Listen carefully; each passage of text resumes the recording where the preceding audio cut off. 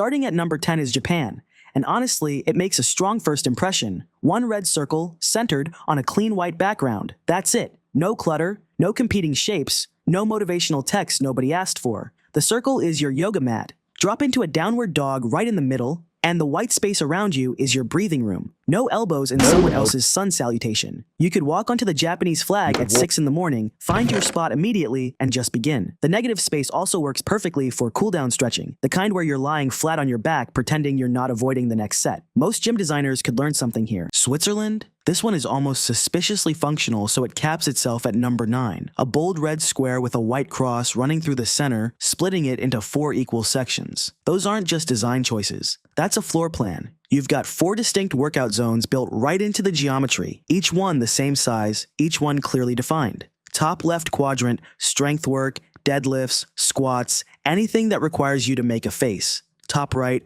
cardio, jump rope, box jumps, whatever gets the heart rate up fast. Number 8 goes to Denmark, and this is where accidental design genius starts showing up. The Danish cross sits off-center, pushed toward the left side of the flag rather than the middle. What that does, unintentionally, is leave a wide open rectangle on the right panel, wide enough to run shuttle sprints end-to-end, wide enough to do burpees without elbowing a symbolic border. The left side, slightly narrower and tucked past the cross, becomes your natural cool-down zone. Stretching, walking lunges, or just standing there catching your breath and pretending you meant to stop. The cross itself? That's your plyo box. Jump over it, step up on it, regret it immediately. Denmark didn't plan any of this. But here we are. Number 7 is the United States, and the flag is a lot. 50 stars and 13 stripes, which sounds chaotic until you realize the stripes do something useful. Lay that flag down, and those horizontal red and white lines become a natural track system. Lane markers, already printed, no tape required. Perfect for shuttle runs, agility ladder drills, or bear crawls if you're having that kind of day. Each stripe is wide enough to designate its own movement pattern. Sprint the red ones, walk the white ones. Treat it like a built-in interval workout.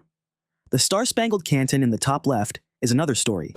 50 stars staring at you mid-set is either deeply motivating or mildly unsettling depending on your relationship with eye contact. Either way, you'll finish your reps. Nobody wants to bail on a set in front of 50 stars. Number 6 is Brazil. Green field, yellow diamond, blue globe, stars, a motto banner. 5 things happening at once. That yellow diamond, boxing ring, the angles work, run footwork drills on it, shadow box in the center, skip rope along the edges. The green outer field is your conditioning zone. Kettlebell swings, lateral shuffles, anything that keeps you circling the perimeter. Brazil went too far in every direction and somehow ended up somewhere useful. Number 5 is India, and this one deserves a full walkthrough. Picture this. 6 in the morning, room still dark. You step onto the flag and the saffron band hits you first. That deep burnt orange, aggressive before you've had a sip of water. High knees, jump squats, burpees. Your lungs are already arguing. The saffron doesn't care. You move into the white band and the pace drops immediately. Barbell rows, dumbbell presses, controlled movements that require you to count and breathe at the same time. Your heartbeat finds a rhythm. The white demands focus in a way the saffron never did. Then, the green, stretching, hip openers, the foam roller work your physio keeps mentioning. You're flat on your back staring up at the Ashoka Chakra, a wheel with 24 spokes, and if you squint, that's a spin class you never had to book. Nobody designed India's flag as a training plan, but zone by zone, it maps out a full session without a single laminated sign. Number 4 is Bhutan, and the dragon gets all the credit. The flag splits diagonally, orange on top and yellow on the bottom, with a white dragon stretched across the divide. That dragon is mid-motion, coiled and reaching, and the form is honestly better than what most people bring to leg day. The diagonal line itself does something practical. It creates a natural zone split.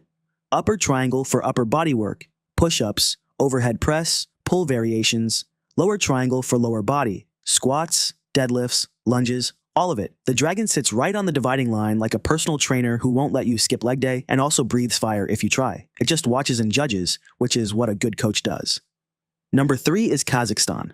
There's a sun in the top left corner with 32 rays, a step eagle in flight just below it, and a decorative vertical stripe running down the left edge.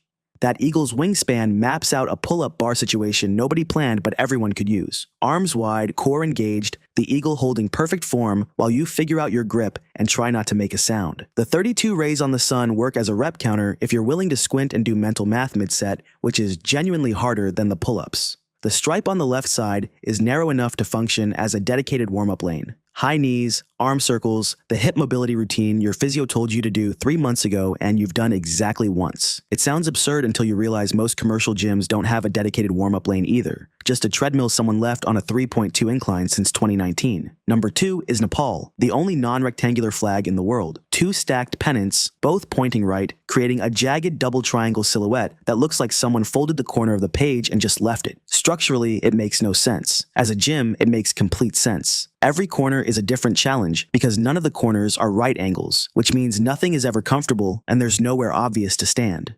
The sharp angles funnel you toward the center, where there's no wall to press your back against and no corner to rest in between sets. You want to do core work? The pointed tip of the lower pennant is your starting mark. Lie down there and try not to slide off the geometry. You want to run a straight line? You can't. The wide base of the upper pennant gives you just enough room before the flag ends and you're on the floor. There's no flat wall to lean on and scroll your phone while pretending to recover. No comfort zones, and that's completely literal. The winner is Seychelles, and once you see it, you can't unsee it. It sits at number 1 because the flag shoots outward from the bottom left corner in 5 diagonal color bands: blue, yellow, red, white, and green. It's a sunburst radiating from a single point, each stripe fanning out across the entire flag. That geometry does something no other flag on this list does naturally. It divides the space into 5 distinct, non-overlapping zones, each one clearly separated, each one pointing in a different direction. Think of it as a circuit training layout. Blue band for cardio, yellow for strength, red for conditioning, white for stretching, green for recovery, or for standing there looking like you're about to start any moment now. Every zone has a clear boundary. You don't need tape on the floor or laminated signs. The flag already did it. No other flag on this list gives you 5 defined training zones without any additional setup. Switzerland gets close with 4, but 5 is a full circuit. Seychelles didn't intend to design a gym, but it's the only flag that looks like a personal trainer drew it up on a Friday afternoon and somehow got it exactly right.